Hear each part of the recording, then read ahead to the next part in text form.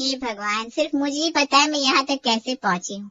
लगता नहीं कि अगले साल तीज त्योहार पर मैं यहाँ फिर से आ पाऊंगी।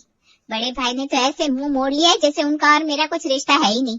ये है आयुषी की बुआ शालिनी, गांव से आई है।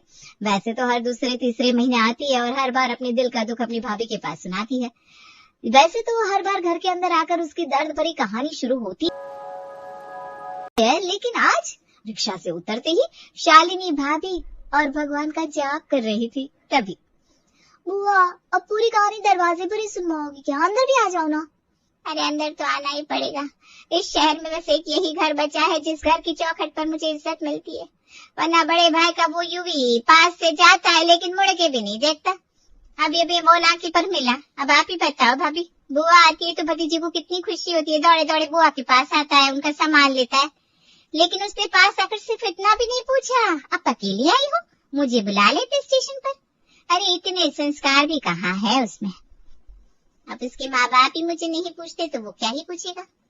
भाभी आपको यकीन नहीं होगा, उनके ऐसे बर्ताव से इतनी आत्मा जलती है, सच में यहाँ आने का बिल्कुल मन नहीं करता। लेकिन बस आपकी और छोटे की माया प्रेम मुझे यहाँ खींच कर लाता है, वरना 10 के शगुन के लिए 1000 रुपए की खोटी कौन करेगा। मैं तो रिश्तों को पैसों से ऊपर रखती हूँ, इसीलिए चली आती हूँ यहाँ बिना बुलाए।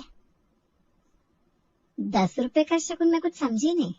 पहले वादा कीजिए भाभी, आप किसी को बताओगी नहीं। अगर मैं तमाशा करने का सोच लूँ ना तो सिर्फ तमाशा नहीं हंगामा हो सकता है। लेकिन बस मैं समझदारी से बात लेती हूँ, इसीलिए आज तक सब ठीक है। आपको पता है मैं पिछली बार आई थी ना, बस 10 रुपए शगुन दिया था भाभी ने मुझे। आज भी वो 10 रुपए संभाल कर रखा है मैंने। वक्त आने पर उसका जवाब दे दूंगी, लेकिन फिर सोचती हूँ मैं छोटी हूँ, वो बड़े हैं, इसलिए चुप हो जाती हूँ। अब आप ही बताइए भाभी, मैं कोई भिखारी हूँ क्या? इतनी जायदाद, इतनी प्रॉपर्टी सब कुछ मेरे पापा ने कमाई है। उसमें से अगर मुझे 200 रुपए ज्यादा निकाल कर दे दिए तो इनका क्या ही चला जाएगा। लेकिन नहीं, भाभी ने भैया को अपने साड़ी के पल्लू से ऐसा बांध लिया है, उन्हें तो लगता ही नहीं कि गांव में उनकी एक बहन है, उसके हाल हवाल उन्हें पूछने चाहिए।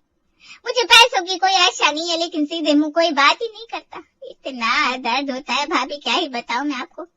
मेरा सब दर्द दुख आपके पास आकर हल्का हो जाता है।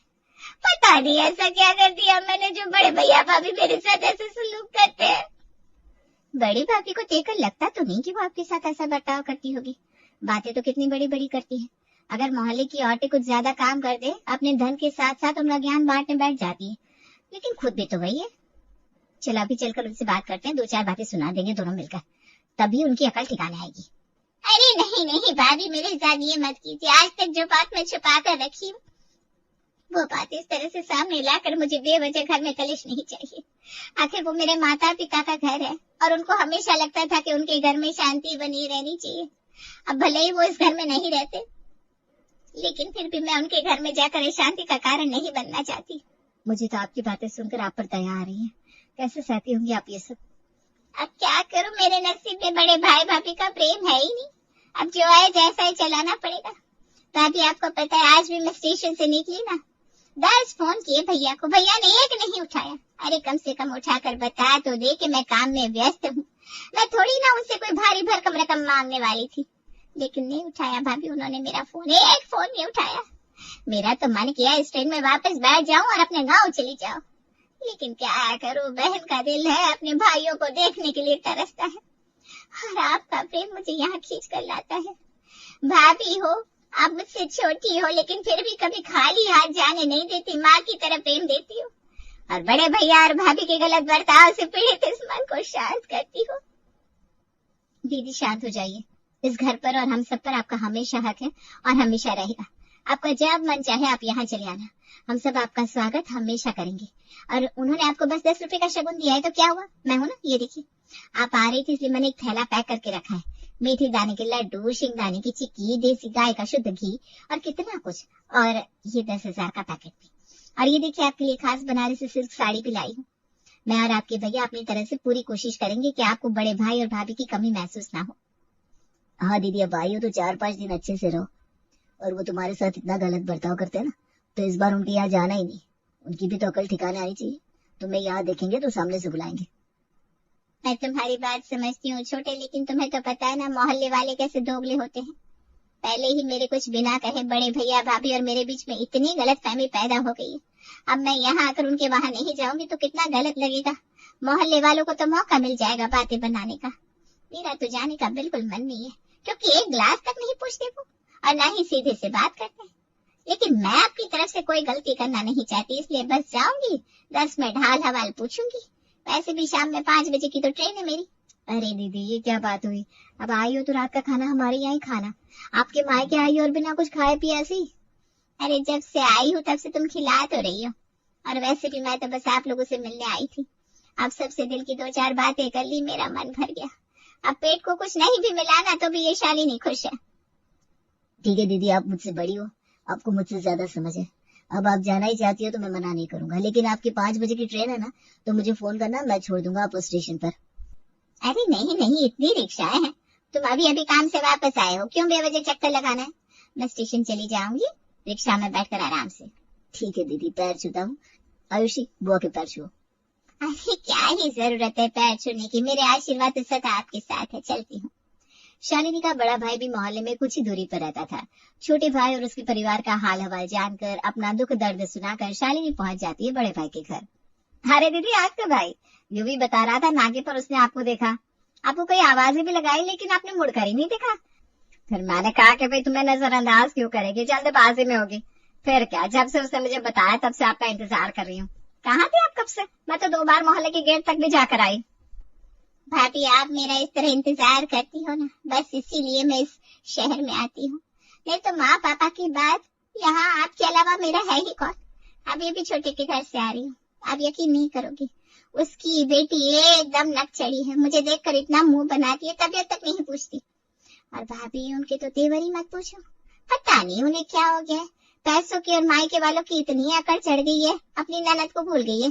पड़ोस की औरत आए तो हम 4 बार चाय पूछते हैं। मैं गांव से आई हूँ, आधा घंटा उनके सोफे पर जाकर बैठी, तब भाभी ने पूछा, आप पानी पियेंगी या घर से पी कर आई है? अब बताइए, जिस घर में मेहमानों की ऐसी आओ भगत होगी, वहां जाने का मन करेगा क्या?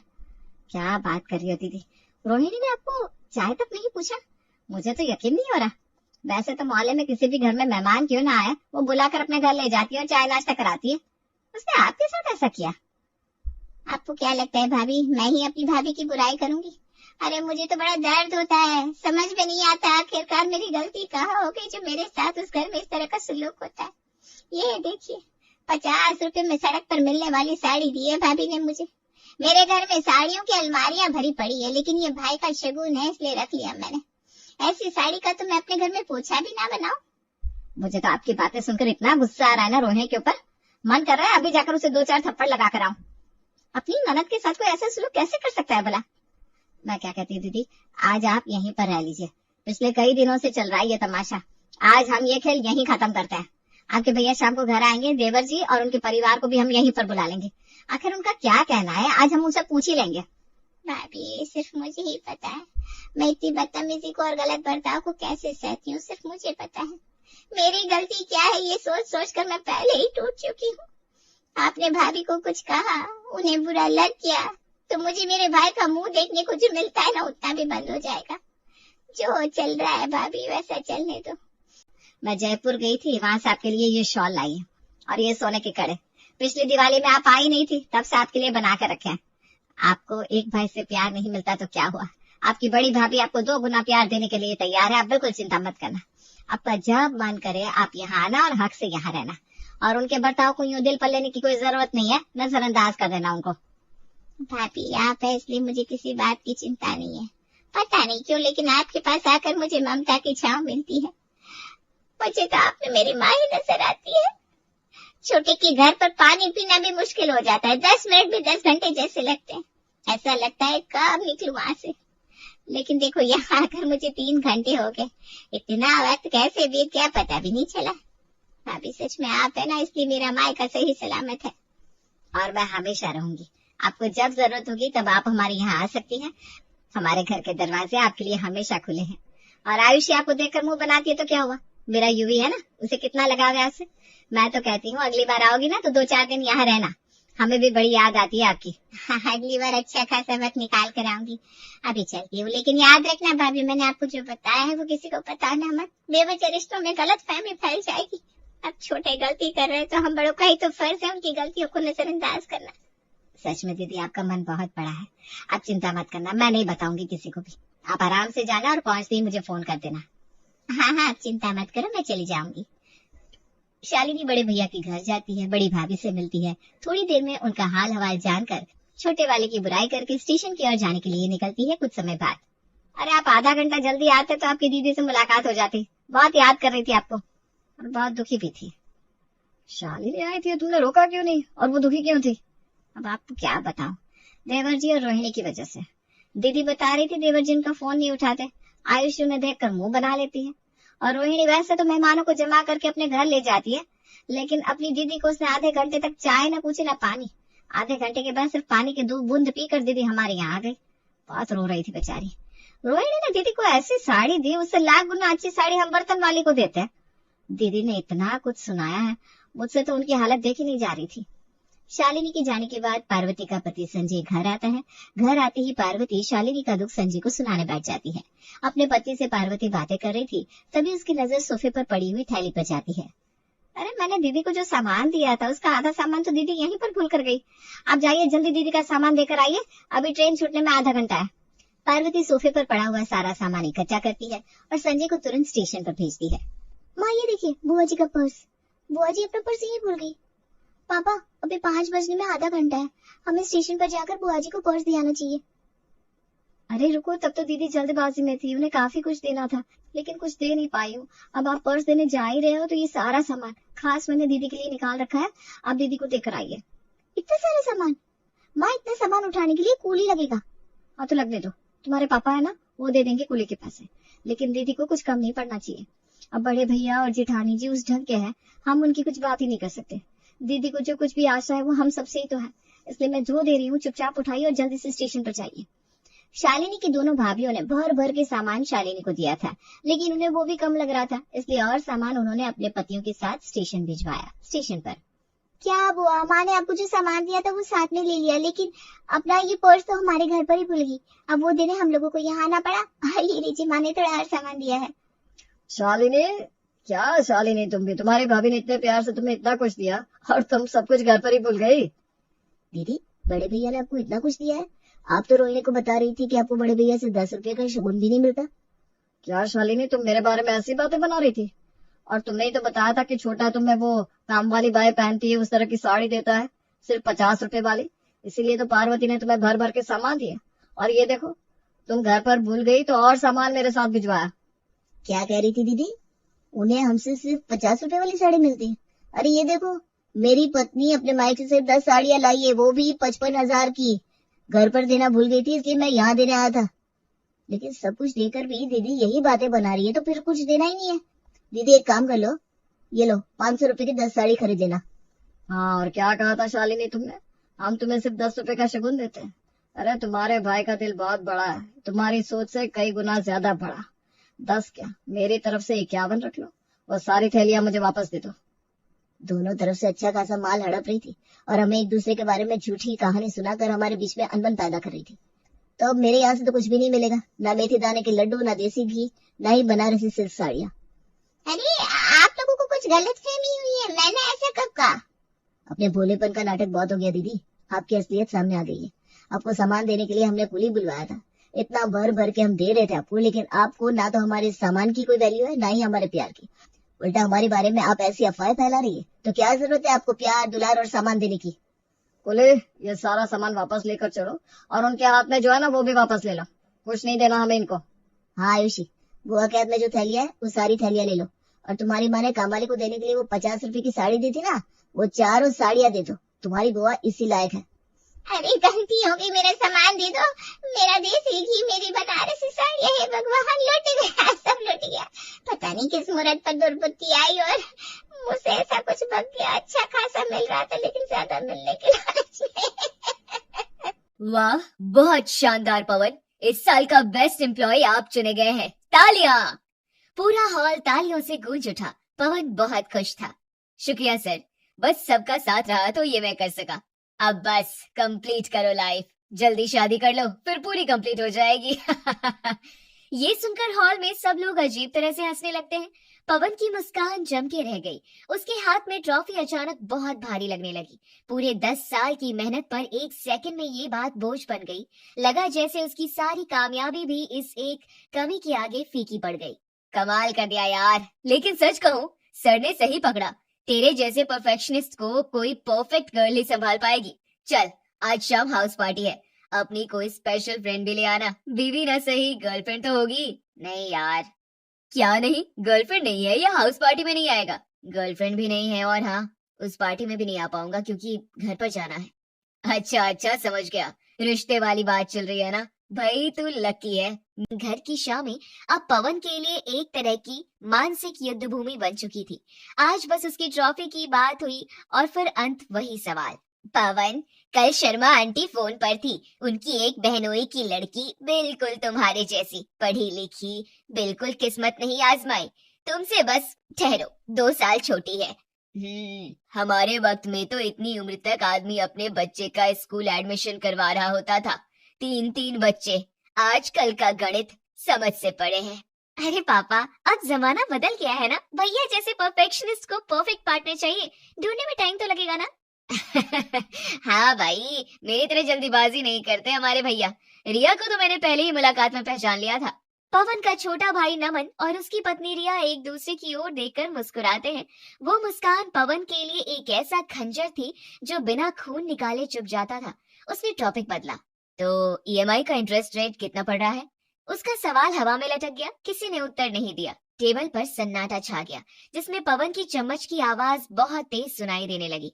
अगले दिन ऑफिस, पवन को लगा शायद यहाँ सांस लेने को जगह मिलेगी, पर गलतफहमी थी। गौरव नया फोन लिए उसके डेस्क पर खड़ा था। अरे पवन, देख यार, मेरा राजू आज सुबह बोला पापा। ऑडियो सुन, पूरा क्लियर है। वो फोन पवन के कान के पास ले जाता है। बच्चे की टूटी फूटी आवाज सुनाई देती है। बहुत प्यारा है, बधाई हो। पर तुम्हारी तो अब रातों की नींद हराम हो गई होगी। अरे पवन, तुम क्या जानो बच्चों वाली जिंदगी का मजा। तुम्हारा तो अभी पार्टी, शॉपिंग, मस्ती वाला टाइम ही खत्म नहीं हुआ। पूरा सेक्शन ठहाका लगाता है। फिर पवन हड़बड़ा कर भी कुछ बोलने लगता है। एक शेड्यूल बना लो बच्चे के सोने जागने का, रूटीन से काम लो, सब ठीक रहेगा। वाह, थ्योरी तो बहुत स्ट्रांग है तुम्हारी पवन सर, लेकिन प्रैक्टिकल एक्सपीरियंस जीरो। न बीवी, न गर्लफ्रेंड, न बच्चा। ऐसे नहीं होता मेरे भाई। एक बार फिर वही कर्कश हंसी। पवन ने घबरा कर इतनी तेजी से टाइप करना शुरू किया कि लगा कीबोर्ड के बटन टूट जाएंगे। फिर वो पूरे दिन ऑफिस में कुछ नहीं बोला और शिफ्ट खत्म करके लौट आया और घर आ गया। घर में आते ही नमन ने कहा, भैया अगले हफ्ते रिया के कजिन की एनिवर्सरी पार्टी है, बड़ी शानदार होगी। अगर तुम चाहो तो कोई सिंगल लड़की इंट्रोड्यूस करवा दूंगा। नहीं, जरूरत नहीं, तुम लोग जाओ, मस्ती करो। अरे भैया, आप इतने सीरियस क्यों हो जाते हो? हंसी मजाक लाइटली लिया करो जिंदगी को, चाय की तरह गर्मा गर्म, मीठी और कभी कभी कड़वी भी। मुझे कुछ वर्क पेंडिंग है, एक्सक्यूज मी। वो अपने कमरे में चला गया, लेकिन 1 घंटा भी नहीं गुजरा होगा कि उसकी माँ माला वहाँ आ गई और बोली, बेटा मैं तुम्हारी फिक्र में रातों को सो नहीं पाती। क्या? कैसी फिक्र? लगता है हम पर बोझ है। तेरे पापा कुछ बोलते नहीं, पर दिल में क्या घुटता है कौन जाने। बड़ा बेटा, और लोग कहते हैं कि कुछ सोचता ही नहीं। क्या बुरा कर रहे हैं हम। उनकी आंखों में आंसू छलक आए। पवन की सांसें अटक गई। माँ, ऐसी क्या चलती है? मैं ठीक हूँ, नौकरी है, तुम हो, पापा है, सब कुछ तो है। वही तो दिक्कत है पवन, तुम बस ठीक ही तो होना चाहते हो। जिंदगी में कभी कभी बेटा बहुत अच्छा भी होना पड़ता है, खुश भी होना पड़ता है, बस ठीक काफी नहीं होता। मैं और तुम्हारे पापा लोगों को जवाब दे देकर थक चुके हैं। सब यही पूछते हैं कि बड़े बेटे की शादी क्यों नहीं करे, कोई दिक्कत है क्या? अरे माँ, क्या दिक्कत होगी? लेकिन ये बात ये समाज नहीं समझता। लोग तो बातें बनाने लगते हैं, लड़के में कुछ कमी है। ये सुनकर पवन की नजरें झुक गई। वो कुछ नहीं बोल सका। माला भी 2 और बातें बोलकर उठकर चल दी, लेकिन अचानक रुकी और बोली, एक और बात, कल तेरे चाचा के बेटे की शादी है, तैयार रहना। और हाँ, वो भी तुझसे 5 साल छोटा है। ओके। अगले दिन वो चाचा के बेटे की शादी में पहुंच गया। उसने मुस्कुराने की कोशिश की, पर ये मुस्कान उसके चेहरे पर एक मुखौटे की तरह चिपक कर रह गई। और फिर वो आया, रिश्तेदारों का वो चक्रव्यूह जो उसका बेसब्री से इंतजार कर रहा था। अरे पवन, यहाँ आओ बेटा, इतना चुप क्यों रहे हो? तुम्हारी बारी कब आएगी? तुम्हारी दावत के लिए तो हमने पेट ही सिला हुआ है, बचा बचा रखे हैं हम। हर तरफ से हंसी गूंज उठी। पवन की ओर सभी की नजरें टिक गई। हाँ भाई, कहीं ऐसा तो नहीं कि तुम्हारा मन ही नहीं लग रहा? हम कोई साइकोलॉजिस्ट बुलवा दे, मन की बात कह दो। अरे इतना हैंडसम लड़का, अच्छी नौकरी, फिर किस बात की कमी रह गई? जिद छोड़ो बेटा, कोई भी अच्छी सी लड़की देखकर हाँ कह दो। या कहीं ऐसा तो नहीं कि लड़की की जगह लड़के पसंद हो? हाय भाई साहब, शुभ शुभ बोलो। अरे आजकल तो ये बड़ा कॉमन हो गया है, हमें लगा शायद हमारा पवन भी। पवन को इस एलिगेशन की तो कहीं से कहीं तक उम्मीद नहीं थी। वो फौरन बोला, नहीं नहीं चाचा, ऐसा कुछ नहीं है, आपको जल्दी शादी का निमंत्रण मिलेगा। हाँ, हम तो बस यही चाहते हैं। ये हल्की फुल्की सी लगने वाली बातें एक के बाद एक उसके कानों में जहर घोलती छुरों की तरह घुस रही थी। उसकी नजर डांस फ्लोर पर पड़ी। नमन और रिया, उनके जैसे कई कपल एक धुन पर थिरक रहे थे। उसने मन ही मन जॉन एलिया का एक शेर बोला, क्या शर्म करे ये कहने में कि जो भी खुश है हम उससे जलते हैं। जैसे जैसे पार्टी निपटी वो घर आया, पर अगले दिन ऑफिस में एक नई पार्टी चल रही थी। नए जूनियर राहुल की एंगेजमेंट की मिठाई बट रही थी। खुशियों का चक्र उसके डेस्क तक भी आ पहुंचा। सर आप भी लीजिए। बहुत बहुत बधाई राहुल, खुश रहो, दोनों एक दूसरे का ख्याल रखना। अरे राहुल, पवन सर से गुड़ सीख लो, ये है सिंगल लाइफ की असली किंग। इनसे बेहतर कोई एडवाइस नहीं देगा कि कैसे फ्री और इंडिपेंडेंट रहा जाता है। हैवी बजट, हैवी ट्रिप्स, कोई जिम्मेदारी नहीं, क्या मजा है जनाब। पूरी टीम हंस पड़ी। ये दोस्ताना मजाक था, पर पवन के लिए ये मजाक दिल पर चोट जैसा होता था। उधर घर में पहले उसकी माँ माला ने उससे बात करी थी और आज उसके पिता राजेश की बारी थी। तुम्हारी माँ रोती रहती है और मैं भी अब चुप नहीं रह सकता। पवन चुप रहा। पिता की आवाज में एक नया कर्कश सा गुस्सा था। ये बात मेरी समझ से परे है पवन। नौकरी है, पैसा है, इज्जत है, फिर रुक किस बात का है? ये डर कैसा? जिम्मेदारी का डर। हमने तो अपनी जिम्मेदारियां निभाई। आप तो ऐसे कह रहे हैं जैसे मैंने रिश्ते देखे ही नहीं। कुछ ने मुझे रिजेक्ट कर दिया और जिन्होंने पसंद किया उनसे मैं नहीं कर सकता था। पापा, ये ऐसे थोड़े होता है। सही व्यक्ति का इंतजार। और सही व्यक्ति क्या होता है? कोई सही नहीं होता। हम साथ रहकर उसे सही बनाते हैं। शादी करो, फिर गलती करो, झगड़ा करो, समझौता कर, पर शुरुआत तो करो। हमारी उम्र हो गई है बेटा, हम तुम्हारा भविष्य एक स्टेबल नॉर्मल भविष्य देखना चाहते हैं। ये अकेलापन, ये सब क्या है? ये पहली बार था जब अकेलापन शब्द पिता के मुंह से निकला था। पवन ने उनकी आंखों में देखा। चिंता थी, पर उससे ज्यादा एक शर्मिंदगी थी, शायद समाज की उन टेढ़ी नजरों की वजह से जो उन पर भी पड़ रही थी। पिता का दबाव माँ के आंसुओं से भी ज्यादा भारी था। आप इतनी फिक्र न करिए, मैं जल्द से जल्द शादी कर लूंगा। कर ले, हमें आराम दे दे। जी। क्रिसमस की छुट्टियां आई, पर पवन सन्नाटे में था। नमन रिया अपने ससुराल गए हुए थे। घर इतना शांत था कि दीवारों से टकराकर लौटती उसकी सांसों की आवाज सुनाई देती थी। क्या करूं, किससे बात करूं? शायद गौरव को ही फोन कर लो। वो फोन उठाता है, कॉन्टैक्ट लिस्ट स्क्रॉल करता है। 1, 2, 3, हर नाम पर अटकता है। अमित, नहीं, उसकी वाइफ का फैमिली फंक्शन होगा। संजय, नहीं।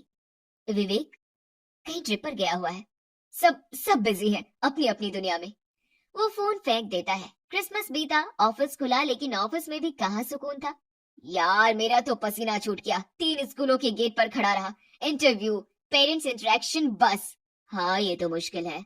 मैंने भी अपने भाई नमन के एडमिशन में पापा का साथ दिया था। सबसे जरूरी है पहले तैयारी कर लो, सभी डॉक्यूमेंट्स फाइल में, बच्चे को थोड़ा बेसिक नॉलेज। अरे बस करो यार पवन, यहाँ बच्चों की बात हो रही है, तुम क्यों बीच में बोलने लगते हो? तुम्हारा तो अभी वो दौर आया ही नहीं, अभी तुम हो आउट ऑफ सिलेबस। सब हंस पड़े। तभी उनकी एक कलीग प्रिया बोली, अरे रोहित, छोड़ो ना उसे। पवन, सॉरी यार, हम लोग रोज रोज बच्चों की ही बात करके तुम्हें बोर कर देते होंगे, पर सच कहूँ तुम तो लकी हो, तुम्हारे पास तो शांति है। जी भर के सो लो, देर रात तक मूवी देख लो, अचानक ट्रिप प्लान कर लो, क्या जिंदगी है। हाँ, शांति ही तो है, पर उसके मन में एक चीख उठ रही थी। ये शांति कभी कभी एक ऐसे भारी सन्नाटे जैसी लगती है। उस दिन जब वो घर पहुंचा तो माला जी का चेहरा आज कुछ ज्यादा ही चमक रहा था। उन्होंने पवन के सामने एक फोटो रखी। देखो बेटा, रीटा MSc बायोटेक, अच्छे घर की लड़की, तुमसे 4 साल छोटी, तुम्हारी तरह शांत किताबें पढ़ना पसंद है, मना मत करना। मैं भला क्यों मना करूंगा, कब मिलना है? कल ही। ठीक है। दोनों परिवार की कल कॉफी शॉप में मुलाकात हुई। रीटा शांत और गंभीर थी। बातचीत एक इंटरव्यू की तरह चली। उसके सवाल तीखे थे। आपकी जिंदगी का अगला लक्ष्य क्या है? सिर्फ प्रमोशन? आप शादी को एक सामाजिक जिम्मेदारी मानते हैं या जरूरत? सच बताओ तो जो उम्र हो गई है उसमें मैं कुछ समझने की ताकत अब नहीं रखता। मुझे तो बस इतना पता है कि शादी हो जानी चाहिए, वरना आप हमेशा समाज की बातें सुनते रहेंगे। आपकी बात सही है, लेकिन आपका अपना पर्सनल ओपिनियन क्या है? लोगों की बातें इतनी सुन ली है कि अपना पर्सनल ओपिनियन कहीं खो गया है। पवन ने ईमानदारी से जवाब दिए। उसने अपने डर, अपनी इनसिक्योरिटी के बारे में भी धीरे से जिक्र किया। वो एक कनेक्शन चाहता था, लेकिन उसे नहीं पता था यही ईमानदारी कुछ ज्यादा हो गई। इस मुलाकात के 2 दिन बाद माला जी का चेहरा उतरा हुआ था। उन लोगों ने मना कर दिया, कहा कि लड़का ज्यादा कंफ्यूज लगता है, अपनी जिंदगी को लेकर क्लैरिटी नहीं है। मैंने ऐसा क्या बोल दिया? तूने उनसे कहा कि मेरा कोई पर्सनल ओपिनियन नहीं है। ये भला कौन बोलता है? और ऐसे लड़के से कौन लड़की शादी करेगी जो ये कहे कि उसका अपना कोई ओपिनियन ही नहीं है? आजकल तो लड़कियों का भी ओपिनियन होता है, और तू लड़का होकर ऐसी बात कर रहा है। पवन ने सिर झुका लिया। उसका मन कर रहा था चीख पड़े कि समाज के प्रेशर की वजह से ही उसका दिमाग खराब हो गया है। शादी के समय उसने ईमानदारी रखना जरूरी समझा, पर उसकी ईमानदारी ही उसकी सबसे बड़ी कमी साबित हुई थी। कोई बात नहीं, कोई और मिल जाएगी। मिल चुकी, तू अकेला ही मरेगा। हे भगवान, कैसी बात कर रहे हैं आप? ऐसे तो ना बोलो। भैया, कम से कम मुझसे पूछ लेते कि क्या बोलना होता है, मैं बता देता। तू चुप रह, मैं तेरा बड़ा भाई हूँ, तू सिखाएगा मुझे? हाँ, लेकिन इनकी शादी हो गई है, आपसे ज्यादा अनुभवी है। रहने दो रिया, छोड़ो। घर में कलेश हो गया। पवन अपने कमरे में जाकर बैठ गया और किसी से कुछ नहीं बोला। दिसंबर की सर्द हवा उसे और ज्यादा परेशान करती थी। अब न्यू ईयर करीब था। उसने मोबाइल उठाया तो ऑफिस का एक ईमेल पड़ा था। Year and opportunity, couples night, the grand celebration. अपने लाइफ पार्टनर के साथ इस यादगार शाम का हिस्सा बने। पवन की उंगलियां जम गई। लाइफ पार्टनर शब्द स्क्रीन से निकलकर सीधे उसके सीने में चुभ गया। अगले दिन ऑफिस में उसी की बात चलने लगी। अरे कपल्स नाइट आ रही है, क्या प्लान है पवन? तू तो आएगा ही ना, तेरे लिए तो। अरे कोई बात नहीं यार, अकेले भी आ सकता है। हालांकि थीम तो कपल्स ही है, मगर चलता है, हम लोग है ना। नहीं, मैं शायद नहीं आ पाऊंगा। क्यों भाई, ऐसा क्या काम? उस दिन मेरे यहाँ रिश्तेदार आ रहे हैं दूर से, पूरा परिवार, मजबूरी है। वो झूठ बोल रहा था, एक ऐसा झूठ जो उसने खुद को बचाने के लिए गढ़ा था। रिश्तेदार, ये शब्द उसकी जुबान पर कितना भारी था। वो रिश्तों के बोझ से दबा हुआ था, और आज उसने रिश्तेदारों को अपने अकेलेपन की ढाल बना लिया था। ठीक है, जैसा तेरा मन करे। वैसे मैं तो बस फॉर्मेलिटी में कह रहा था, तेरा ना आना ही अच्छा होगा, क्योंकि कहीं किसी ने बोल दिया कि किसी को लेकर क्यों नहीं आया, तुझे एंट्री ना दी तो तुझे अच्छा नहीं लगेगा। अब जा, काम करने दे। कपल्स नाइट वाली शाम पवन घर पर था। माला जी ने चाय का प्याला उसके सामने रखा, एक गहरी सांस ली। बेटा, मेरी एक पुरानी सहेली ने फोन किया था, उनकी बेटी बहुत अच्छी लड़की है, तुम बस एक बार मिल तो लो, सिर्फ मिल लो। माँ नहीं। पर क्यों, क्या हर्ज है? बस एक मुलाकात। माँ बस करो ये सब। क्या जरूरत है हर पल हर शाम इसी एक बात को घोटते रहने की? क्या मेरी पूरी जिंदगी, मेरी सारी कामयाबी इसी एक कसौटी पर तोल दी जाएगी? उसकी आवाज कांप रही थी। सालों का दबाव एक विस्फोट बनकर फूट पड़ा था। वो तेजी से कमरे से बाहर निकल गया। रात को जब उसने फोन उठाया, ऑफिस ग्रुप में 99+ नोटिफिकेशन थे। पार्टी की तस्वीरों की बाढ़ आ रही, कपल्स ही कपल्स हर फोटो में। तभी एक वीडियो ऑटो प्ले हुआ। गौरव, चेहरा लाल, कैमरे की ओर इशारा कर रहा था। अरे पवन, देख रहा है तू? क्या पार्टी है यार, तू भी आज यहाँ होता तो मजा आ जाता। खैर, तेरा हिस्सा हम पी गए। फिर एक फोटो आई, एक खाली कुर्सी, उस पर एक पेपर टेप किया हुआ था, reserve for mister Pawan, the lonely king. Reply में हाहा और LOL लिखा था। पवन ने फोन बंद कर दिया। वो हंसी का पात्र बन चुका था। सो जा पवन, सो जा। अगले दिन ऑफिस में पवन की आंखों के नीचे गहरे घेरे थे। सीनियर श्रीकांत सर, जो हमेशा शांति से रहते थे, उसने देख लिया। लंच टाइम में वे उसके डेस्क पर आए। पवन, कल की ग्रुप की बात मैंने देख ली। ये सब मजाक में होता है, पर तुम्हें बुरा लगा है ना? जी सर। तुम्हें एक बात बताता हूँ, हर फूल का अपना एक मौसम होता है। गुलाब गर्मियों में खिलता है, चमेली सर्दियों में। जबरदस्ती खिलाया गया फूल कभी खुशबू नहीं देता, आप क्या कहना चाह रहे हैं? मैं ये कहना चाह रहा हूँ कि तुम्हारी अपनी टाइमलाइन है पवन। तुम्हें लगता होगा कोई ससुराल नहीं मिलेगा मुझे, पर यार दूसरों की घड़ी देखकर दौड़ोगे तो हमेशा पीछे रह जाओगे। सही समय वो नहीं है जब दुनिया कहे, बल्कि वो है जब तुम्हारा दिल और दिमाग एक साथ हाँ कहे। पर सर, ये ताने, ये अकेलापन, ताने तो तब तक है जब तक तुम उन्हें अपने ऊपर हावी होने दो। तुम्हारी कुर्सी खाली इसलिए नहीं थी क्योंकि तुम नहीं हो, बल्कि इसलिए थी क्योंकि तुमने अपनी शर्तों पर उसे भरने का फैसला नहीं किया था। डर किस बात का है? गलत व्यक्ति के साथ बैठने से ज्यादा सही व्यक्ति का इंतजार करना बेहतर है। आप सही कह रहे हैं सर, मैंने इस तरह कभी सोचा ही नहीं। Thank you so much sir. अब बस इतना करो, खोजना शुरू करो, इसलिए नहीं कि तुम अकेले हो, बल्कि इसलिए क्योंकि तुम तैयार हो। श्रीकांत सर की बात ने पवन का नजरिया एकदम बदल दिया। वो अभी भी सिंगल था, लेकिन हैप्पीली सिंगल।